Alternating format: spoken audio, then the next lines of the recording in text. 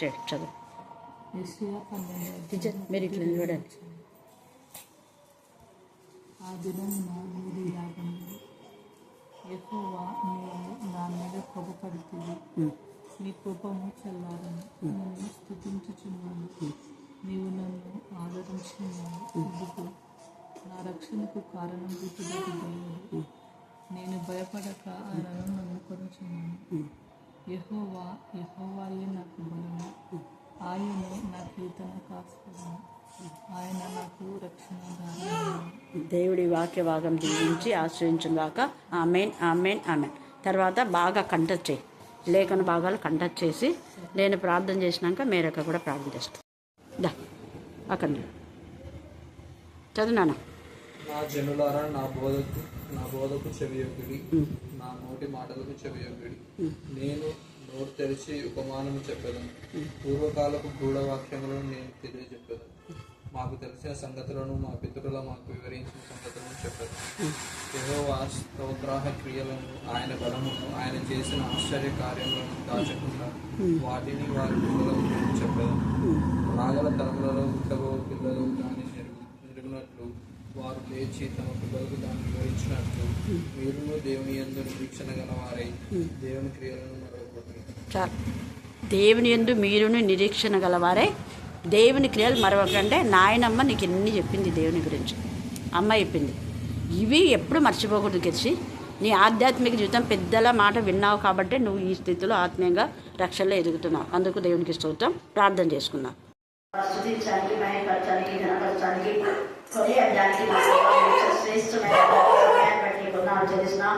ప్రార్థించిన బిడ్డలు బట్టి, పాడిన బిడ్డలు బట్టి మీకు కొన్నాళ్ళు చెల్లిస్తున్నాం. ప్రత్యేక రీతిలో చదవల లేఖన భాగం ఆశించి విడిచి మా అందరి జీవితాలు మీరు పరిపరిచేయండి తండ్రి.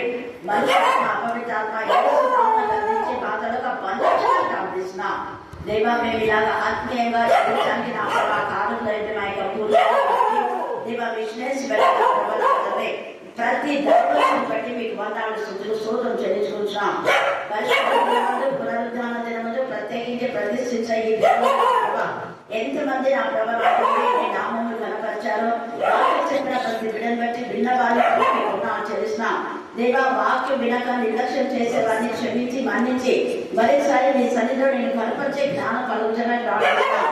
ప్రభా, మీకు వేరుగా ఉండి మేము కూడా చేయలేదు అన్న మీకే స్తోత్రం, మీకే స్తోత్రం, మీకే స్తోత్రం. ముఖ్యంగా వేదిక విధించిన అద్భుతమైన స్వస్థతకు ఎంత స్తుతించాలో పూర్ణ స్వస్థత వేదిక మీద దయచేది ఆక. దేవా, మీకే స్తోత్రం, మీకే స్తోత్రం, మీకే స్తోత్రం. చిన్ని కుమారుడికి మీరు దయచేయడానికి ప్రార్థిస్తున్నాం. ప్రతి చిన్న బిడ్డ తల్లులను మీరు ఆశ్రయించండి. గర్భిణీ స్త్రీలకు రసం మీరు ఇస్తున్నారు, మీకు వందనాలు. మా దేశ నాయకులకు దేశ జ్ఞానం వివేకం మీరు దయచేయండి. మీరే మీ చిత్తవృత్తి చొప్పున వారి హృదయాలు తిప్పమని ప్రార్థిస్తున్నాం. మా రాష్ట్రంలో మీరు ఆస్వాదించండి తండ్రి. మా రాష్ట్రంలో మాత్రమే ముఖ్యంగా పట్టణంలో మీరు ఆస్వాదించండి. దేవా, మీకే స్తోత్రం, మీకే స్తోత్రం, మీకే స్తోత్రం. రాయలసీమ ప్రాంతం మీ నామంలో అభివృద్ధి చెందలాగా మార్గం సాధించమని ప్రార్థిస్తున్నాం. అధికారులకు మీ జ్ఞానం వివేకాన్ని దయచేయు గాక. దేవా, ప్రతి ఒక్కరిని మీరు బంధించమని ప్రార్థిస్తున్నాం. మీ జ్ఞానాత్మత నింపమని ప్రార్థిస్తున్నాం. ఆ స్తోత్రం, మీకే స్తోత్రం, మీకే స్తోత్రం, మీకే స్తోత్రం, మీకే స్తోత్రం. ప్రధానమంత్రికి మీ జ్ఞానం, ముఖ్యమంత్రికి మీ జ్ఞానం దయచేయమని ప్రార్థన. అంటే రక్షణ శక్తియు రాజ్యమును మన దేవుని వాయును ఇప్పుడు అధికారము ఆయన క్రీస్తు అధికారం గురించి మనం ధ్యానం చేసుకుంటున్నాం. ఈ యొక్క రాత్రి కాల సమయంలో చాలా మంది ప్రకటన 12వ అధ్యాయం అంటే అనేకమైన వివరాలు ఇస్తూ ఉంటారు. అంటే ఒక్కొక్కరికి వారికి తోచిన విధానంలో ఉండొచ్చు, దేవుడు బయలుపరిచి ఉండొచ్చు. కానీ ఇక్కడ ముఖ్యంగా అప్పుడు పరలోకమందు ఒక గొప్ప సూచన కనపడేదని మనం చూస్తున్నాం. పరలోకమందు సూచన కనపడింది. ఆ సూచన ఏంటంటే అదే విధంగా సూర్యుని ధరించుకున్న ఒక స్త్రీ. ఈ స్త్రీ అంటేనే తల్లి మరియా అని కూడా చెప్తుంటారు. కానీ తల్లి మరియా ఎప్పుడో అయిపోయింది. అది తల్లి మరియా యేసుప్రభు జన్మించింది, నిబద్ధంతో ఏదో యేసుప్రభు జన్మించాడు, అయిపోయింది. కానీ ఇక్కడ ఒక స్త్రీ అనే మాట అర్థం ఏంటంటే ఇశ్రాయేలు 12 గోత్రాలకు ఒకటి, రెండవది సంఘం. వాక్యానుసారంగా స్త్రీ అంటే ఎవరికి పోల్చినాడు దేవుడు? సంఘం స్త్రీ అన్నాడు. పురుషునికి ఏ విధానంగా మరి ఆ యేసు ప్రభు శిరస్సుగా ఉంటాడో సంఘానికి యేసు ప్రభు ఏమన్నాడు? సంఘానికి కూడా యేసు ప్రభు శిరస్సు అన్నాడు. స్త్రీ కూడా సంఘం అనేది మనం అలాగనే మనం ధ్యానం చేసుకున్నట్లయితే ఒక స్త్రీ అంటే ఒక సంఘం. సంఘము అంటే 20 మంది కానివ్వండి, 20,000 మంది కానివ్వండి, ఎంతమంది ఉన్నా అది ఒక సంఘం. తర్వాత యేసయ్య ఇంకా ఏం చెప్పినా అంటే ఎక్కడ 2 లేక 3 నా నామం పేట పుట్టారో అక్కడ నేను ఉన్నాను అన్నాడు. 2 లేక 3 ఆయన నామములో మనం ఉండటం. ఆయన నామంలో అంటే ఇక్కడ ఈ స్త్రీ కననయున్న ఆ శిశువును కనగానే అనే మాటలో అంటే ఒక శిశువుకు జన్మనివ్వబోతుంది కాబట్టి ఆ జన్మని ఇవ్వకుండా ఆ స్త్రీని బాధ పెట్టాలా అన్న ఒక ఘట సర్పం యొక్క పూర్తులు మనం ఇక్కడ చూస్తున్నాం. అయితే ఈ స్త్రీ సూర్యుని ధరించుకుంది అంటే ఈ యొక్క స్త్రీ ఏ సూర్యుని ధరించుకుంది అంటే సంఘము లేదా ఇశ్రాయేలీలు యేసు ప్రభు యొక్క మార్గంలో రావాలని దేవుని యొక్క ఉద్దేశం. అలాగనే సంఘమైన క్రీస్తు యేసుని ధరించాలనేది దేవుని యొక్క ఉద్దేశం. మలాకి 4వ అధ్యాయంలో 2వ వచనం చదవండి. మలాకి 4:2.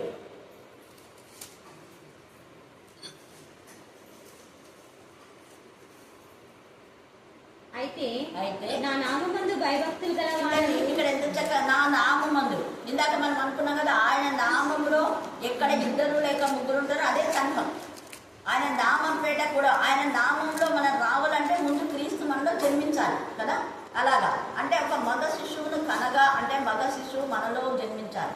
తల్లి మరియలో జన్మించిన ఆ యేసయ్య ప్రతి హృదయంలో జన్మించాలన్నది దేవుని యొక్క ప్రణాళిక. ప్రతి హృదయంలో, ప్రతి గృహంలో, ప్రతి సంఘంలో జన్మించినప్పుడే మనం దేవుని యొక్క పిల్లలుగా పరిగణించబడతాం. అందుకే ఇక్కడ ఏమంటున్నాడు చూడండి. అయితే నా నామమందు భయభక్తులు గల వారు మీకు, నా నామమందు భయభక్తి గల మీకు నీతి సూర్యుడు ఉదయించును. నీతి సూర్యుడు ఉదయించిన ఆ నీతి సూర్యుడే యేసు ప్రభువారు. అంటే అబ్రహాము దేవుని నమ్మెను, అదే అతనికి నీతిగా ఎంచబడి. అంటే ఎవరైతే నమ్ముతారో వాళ్ళలోనే యేసే జన్మిస్తారు. నమ్ముడని వాళ్ళైతే నమ్మడానికి సమస్తము సాధ్యమే. యేసయ్య యొక్క జన్మ మనలో జరగాలంటే మనం వాక్యం వినాలి. వినడం వలన విశ్వాసం కలుగును, కదా. వాక్యము ద్వారా మనము దేవుల్లో జన్మిస్తున్నాం, వాక్యము మనలో జన్మిస్తుంది. అర్థమవుతుందా? అందుకే అంటాడు కదా యోహాను సువార్త 15లో, నేను మీ యందును మీరు నా యందును. తేటగా అంటున్నారు, నేను మీ యందు మీరు నా యందు. అదే సంఘం అంటే. సంఘం అంటే సంఘం క్రీస్తులో ఉండాలి, క్రీస్తులో మరి క్రీస్తు సంఘానికి శిరస్సు అయి ఉండాలి. అది అక్కడ అర్థం. యేసు ప్రభుల వారిని కలిగి ఉన్న వాళ్ళే నిజమైన సంఘం. యేసు ప్రభు లేకుండా సంఘాలు ఎన్నెన్నో సంఘాలు ఉంటాయి, రకరకాల సంఘాలు ప్రపంచంలో ఉన్నాయి. కానీ క్రీస్తును కలిగిన వాళ్ళే నిజమైన సంఘం. యేసే జన్మించి ఉండాలి. మగ శిశువు అంటే యేసు ప్రభుల వారే. అందుకే 1000 మంది పురుషులలో నేను ఒకరిని చూచితిని అంటాడు. ఎవరా 1000 మంది పురుషులు? ఒకడు దేవుడు, యేసయ్యనే. హల్లెలూయా, హల్లెలూయా. 1000 మంది పురుషులు ఉన్నారు, కానీ ఆ పురుషులలో నిజమైన పురుషుడు నేను కనుగొనాలి. అయితే 1000 మందిలో ఒక్కడే పురుషుడు అంట. ఎవరైనా యేసయ్య. అంటే ఇప్పుడు సంఘంలో అనేక మంది పురుషులు ఉన్నా కూడా వాళ్ళు స్త్రీలే. సంఘం అంటే స్త్రీలు పురుషులు అందరూ కలిసి ఉండేదే సంఘం. కాబట్టి యేసయ్య మగ శిశువు అంటే యేసు ప్రభుల వారే. యేసు ప్రభుల వారు మనలో జన్మించాలి. మనలో యేసయ్య జన్మించినప్పుడు మనకు ఆయన ఎలాగా ఉంటాడు? నీతి సూర్యుడుగా ఉంటాడు. ఆయన నీతి సూర్యుడై సూర్యకాంతిలో అనేకమైన దుష్ట శక్తులు, క్రిములన్నీ చచ్చిపోతాయి కదా. సూర్యకాంతికి ఎవరికైనా జబ్బు వస్తే సూర్యకిరణాలు పడాలి అంటున్నారు కదా. డి విటమిన్ వస్తుంది సూర్యకిరణాలు. అలాగనే యేసయ్యలో జన్మించిన వాళ్లకు దేవుడు కావాల్సిన శక్తిని, ప్రభావాన్ని, మరి కావాల్సిన ఆరోగ్యాన్ని ఇస్తాడు ఇక్కడ. అదే నీతి సూర్యుడు మీలో ఉదయించును. తర్వాత అతని రెక్కలు ఆరోగ్యం చూడండి, అందరి రెక్కలు. ఎవరి రెక్కలు? నీతి సూర్యుని రెక్కలు. ఇక్కడ సైన్స్ ఆల్రెడీ చెప్పబడింది. ఇక్కడ మీకు డి విటమిన్ వస్తుంది, బి విటమిన్ వస్తుంది, ఆ విటమిన్, ఈ విటమిన్ ఏమేమి వస్తుందని చెప్తుంటారు. సూర్యుడి నుంచి కూడా కొన్ని విటమిన్స్ వస్తాయి. అది రావాలంటే సూర్యకిరణాలు మీద పడాలి. కాబట్టి ప్రతిరోజు పిల్లలను సూర్యుడికి పెట్టండి. మీరు కూడా సూర్యుడికి, కరోనా ఉన్నప్పుడు అందరూ అర్ధగంటగా సూర్యుడిని వెళ్ళాలని చెప్పారు. చూడండి, భయంకరమైన వ్యాధికి నిర్మూలన కావడానికి సూర్యకిరణాలు పడాలి అన్న. అవును, అందుకే నేను చాలా మంది చెప్తుంటా, తల స్నానం చేసినప్పుడు ఫ్యాన్తో లేకపోతే మనకు అవి ఇవి ఏమేమి వస్తుంటాయి కదా మిషన్స్, వాటితో కాదు కానీ హెయిర్ డ్రై అంట, అదంట, ఇదంట ఉండాలి. వాటితో కాదు, ఎన్నెకు ఉండాలి ఖచ్చితంగా. ఎండకుంటే ఆ తల వెంట్రుకల్లో లోపల ఉన్నటువంటి ఆ నీరు ఎవాపరేట్ అయ్యి మనకి తల కూడా మంచిగా ఉంటుంది. లేదంటే ఆ నీరు అలాగనే వెళ్ళి వెలుల్లా ఆబ్లాంగ్లోకి వెళ్ళి చాలా మందికి నిమోనియా, దగ్గు, జలుబు, మైగ్రేన్, హెడేక్ ఇవన్నీ వస్తాయి. ఎందుకంటే ఆ నీళ్లు లోపలికి వెళ్ళిపోయి అలాగా శీతలం పడుతుంది, ఊపిరితిత్తులో కూడా వెళ్తాయి. కాబట్టి ఇవి ఊపిరితిత్తులోకి నీరు ఎలా చేరింది అంటే మనకు అందుకుంటుంది. ఎలాగా తల నుంచే. తల సరిగా ఆడుకోకపోతే కూడా ఇలాంటివి వస్తాయి. అందుకనే మనం సూర్య కిరణాలు చాలా అవసరం. అయితే ఈ సూర్య కిరణాల కంటే నీతి సూర్యుడైన యేసయ్య కిరణాలు మనలో ఉంటే ఇంకా ఆరోగ్యం. ఆ నీతి సూర్యుడు ఎవరంటే ఈ వాక్యమే. ఈ వాక్యమే వెలుగు, వాక్యమే నీతి సూర్యుడు. ఈ వాక్యమే మనకు ఆరోగ్యాన్ని ఇస్తుంది. అందుకే ప్రభు వల్ల తీసుకునేటప్పుడు ఇది ప్రభు శరీరం అని మీరు వివేచించి తీసుకుంటే మీలో ఎవరు ఏముండదు, రోగులు ఉండవు.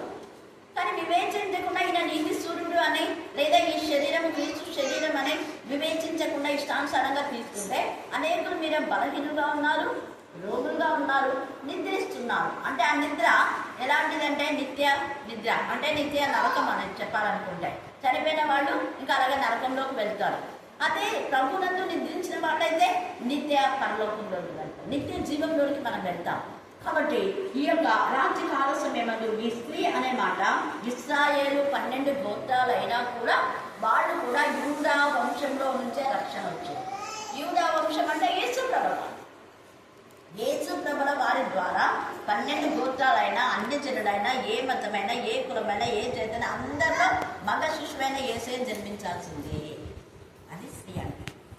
ఆ ఇశ్రాయేలు కానివ్వండి, సంఘం కానివ్వండి, ఎవరైనా కూడా వాళ్ళు క్రీస్తు జన్మిస్తే ఆ యొక్క నీతి సూర్యుడు ఉదయిస్తాడు. తర్వాత పాదముల క్రింద చంద్రుడు అంటున్నాడు, ఆమె పాదముల క్రింద.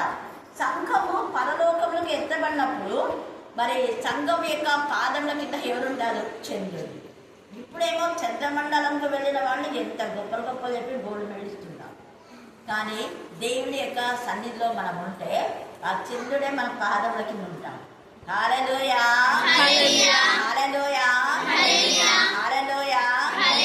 చంద్ర మండలంలో నివాసాలు ఏర్పాటు చేసుకుని ఎంతమంది తాహత పడుతుంటారు. చంద్ర మండలం కంటే శ్రేష్టమైన పరలోకంలో దేవుడు నీకు నాకు నివాసం ఏర్పాటు చేశాడు.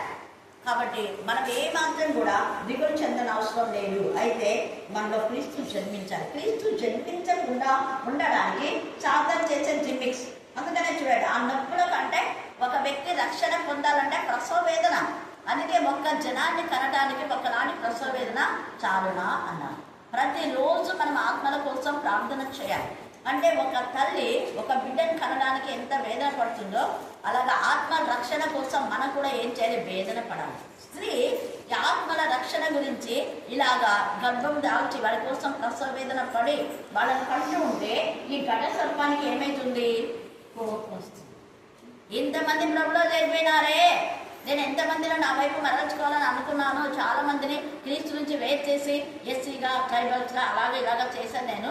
వాళ్ళంతా హిందూ అరిజన్లాగా ఉన్నారు, మళ్ళీ క్రైస్తవంలోకి పోతున్నారా వీళ్ళు అని తల అదేం చేస్తుంది? బద్దలేసుకుంటుంది, తల కొట్టుకుంటుంది. ఇలా అందుకే చూడండి ఇక్కడ ఎంత చక్కగా ఆ యొక్క ఘట సర్పానికి కూడా ఏం చేసిన అంతర పరలోక ముందు ఇంకొక సూచన కనబడేను.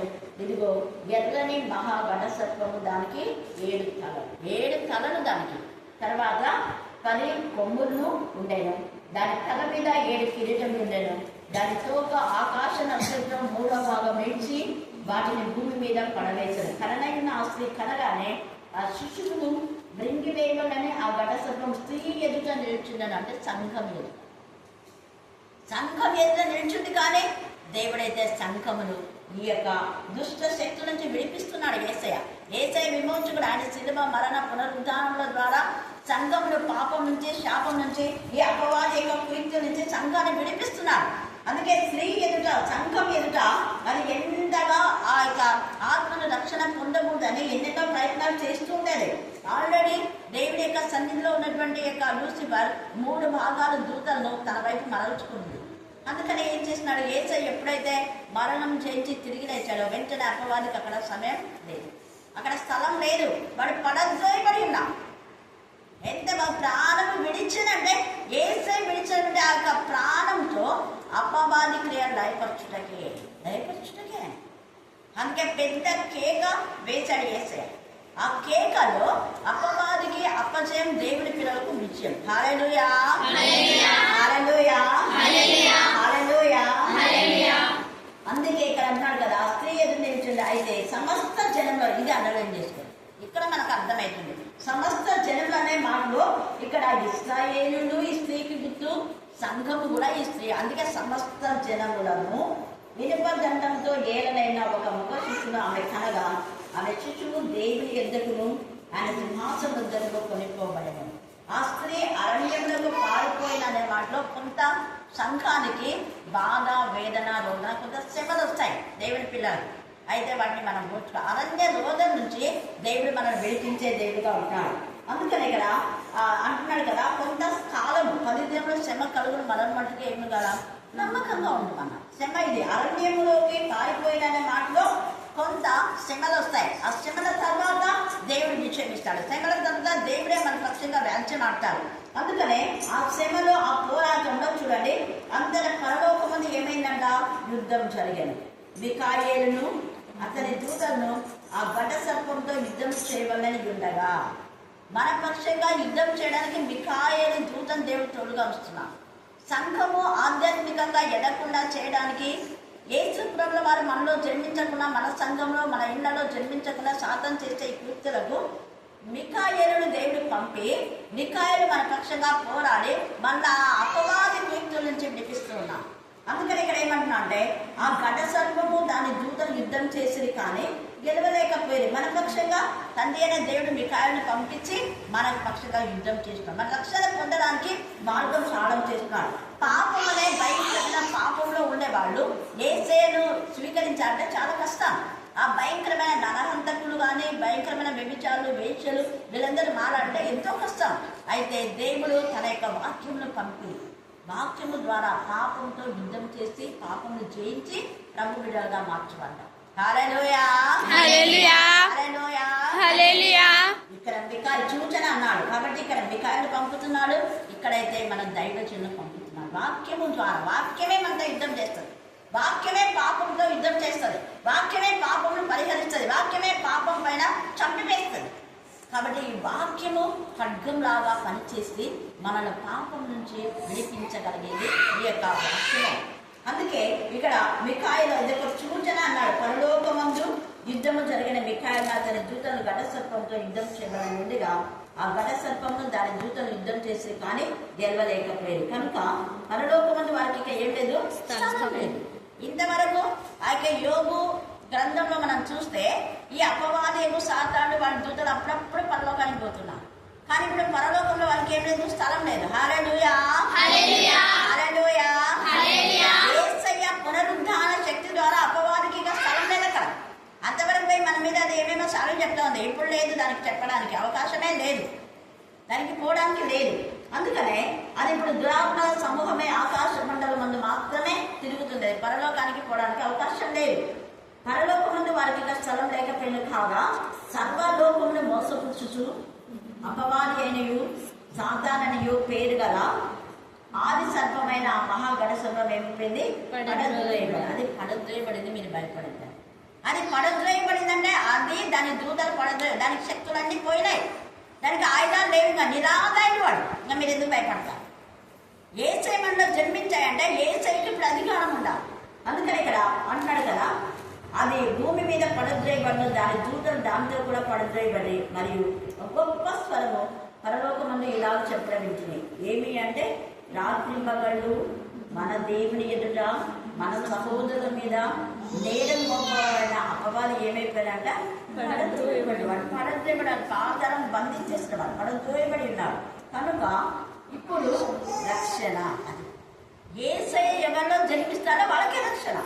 తేజగా మాట్లాడుతున్నాడు చూడండి. ఇశ్రాయేలులైనా, వాళ్ళు యూదులైనా, 12 గోత్రాలైనా, అన్యజనులైనా, ఎవరైనా యేసయ్య జన్మిస్తేనే రక్షణ, యేసయ్యలో ఉంటేనే రక్షణ. అందుకే ఏమంటున్నా అంటే రక్షణ తర్వాత శక్తి. యేసయ్యనే మనకు శక్తినిస్తాడు, పాపమును జయించే శక్తి.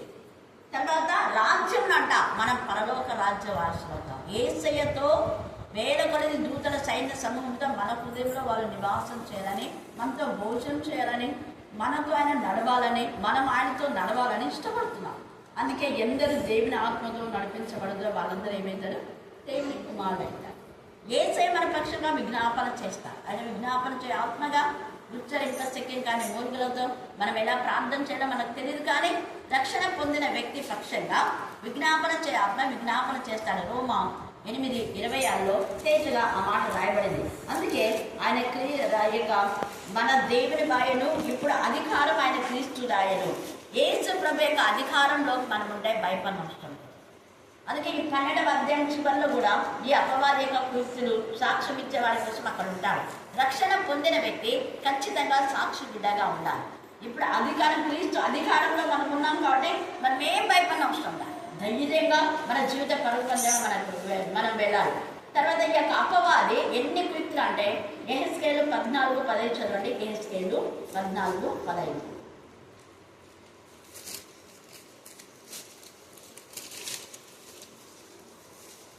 బాటసార్లు సంచరింపకుండా ఆ దేశం నిర్జనమై పాడవునట్లు నేను దాని మీదకి దుష్ట మృగం రప్పించగా ఆ ముగ్గురు దానిలో ఉండినను ఆ దేశం పాడైపోవము. నా జీవం తోడు వారు తమ్మును మాత్రమే రక్షించుకుందరు కానీ కుమారులనైనను కుమార్తెలైనను రక్షింపజాలకుందురు. ఎవరిని రక్షించలేరు, కానీ రక్షణ యేసయ్య ద్వారా.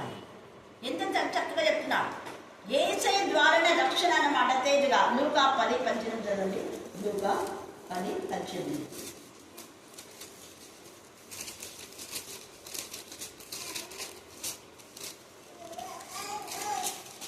సాతాను మెరుపు వలె ఆకాశం నుండి పడట చూచిత్రి.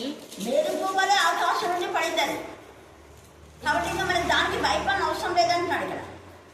కొలసైన వాడి నిరాధారుడు అని చెప్తున్నాడు. తర్వాత 14వ అధ్యాయంలో కూడా చూస్తే యెషయా 14:14 అయ్యో తేజ నక్షత్రమా బేకు చుక్క ఎక్కుడుగు నువ్వేమేమని చెప్పావు కదా, ఏమో వీరాలు పలికినావే లేకపోతే గాంభీర్యం లాగా, కానీ ఇప్పుడు నువ్వు కూడా మా బోటి వాడవైతే నువ్వు కూడా పడిపోయావే అంతే. వాడి కీర్తులకు అయితే ఆత్మను దేహంలో నరకంలో పడకుండా పరలోకంలో చేర్చే దేవునికి మనం. అందుకే ఆయన నామముందు మనం ఉంటే ఎంత ఆశీర్వాదమో అంత ఆశీర్వాదం. ఇప్పుడు క్రీస్తుది అధికారమైన యేసు ప్రభు యొక్క అధికారంలో మనం ఉంటే మనకి నిత్య రక్షణ. లూకా 4:8 చదవండి. లూకా 4:8.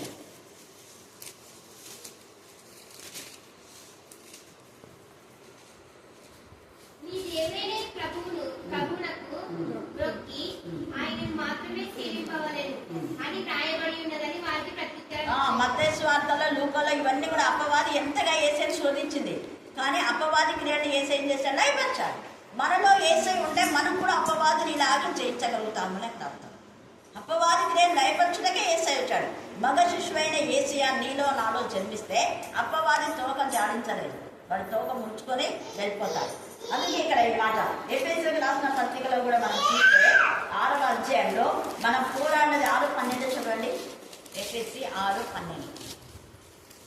ఏలనగా మనం పోరాడినది శరీరంతో కాదు కానీ ప్రధానులతోనూ అధికారులతోనూ ప్రస్తుత అంధకార సంబంధులకు, అది అంధకార సంబంధము లోకనాథులు మన ఎదుట ఉన్నారు. ఆకాశ మండలమందున దురాత్మల సమూహం. ఇది ఆకాశ మండలంలో ఉండే దురాత్మల సమూహం కాబట్టి మనం ఏం భయపడిన అవసరం లేదు.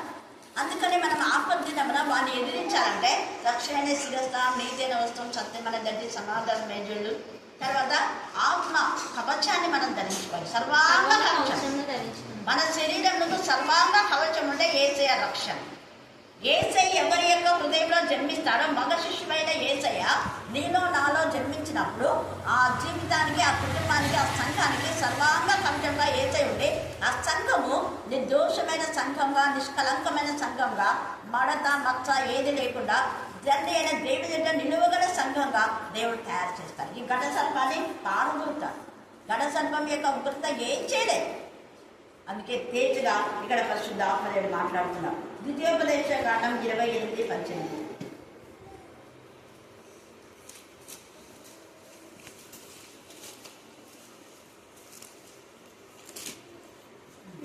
నీ గర్భఫలము, నీ భూమి పంట, నీ ఆవులు, నీ గొర్రెల మేకల మందలు శపింపబడను. నీవు లోపలికి వచ్చినప్పుడు శపింపబడదు. వెలుపలికి వెళ్ళినప్పుడు శపింపబడదు. 28 చెప్తున్నాను, 29, 19.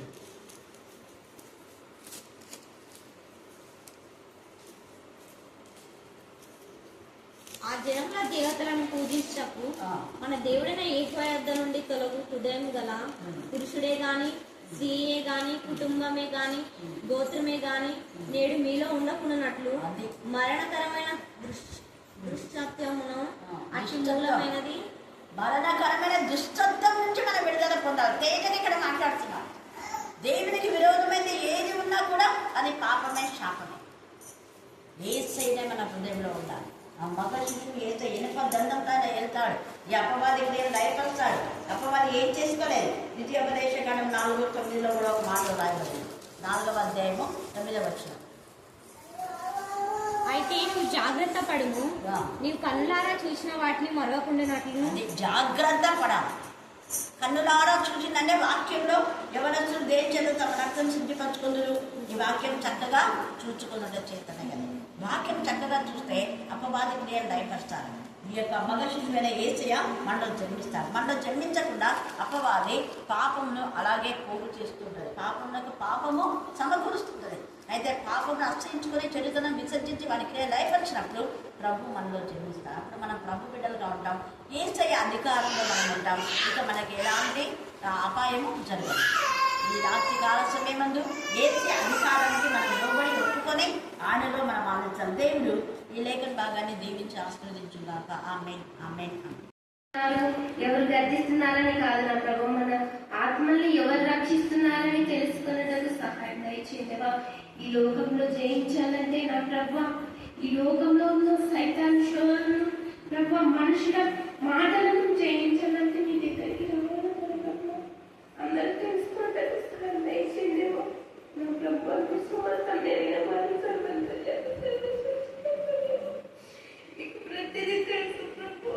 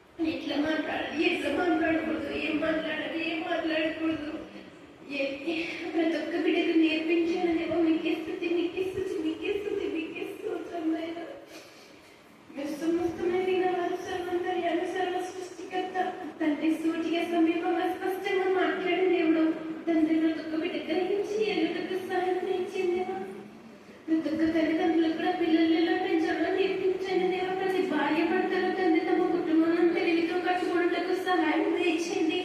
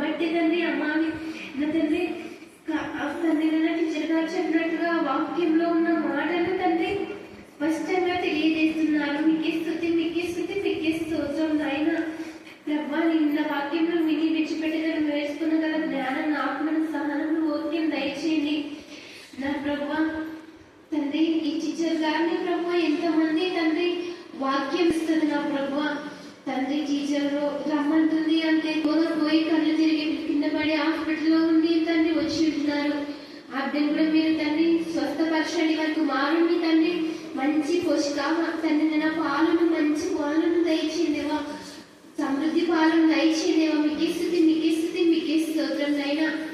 మంచి ఆరోగ్యం దయచేయబడుతున్నాను నా ప్రభా, నా తండ్రి. ప్రతి ఒక్క సన్నిహితులకు తండ్రి ప్రశాంతి కూడా మంచి సుఖమైన సులభమైన దయచేయమని అడిగి కొనుక్కు తింటున్నాం మా తండ్రి.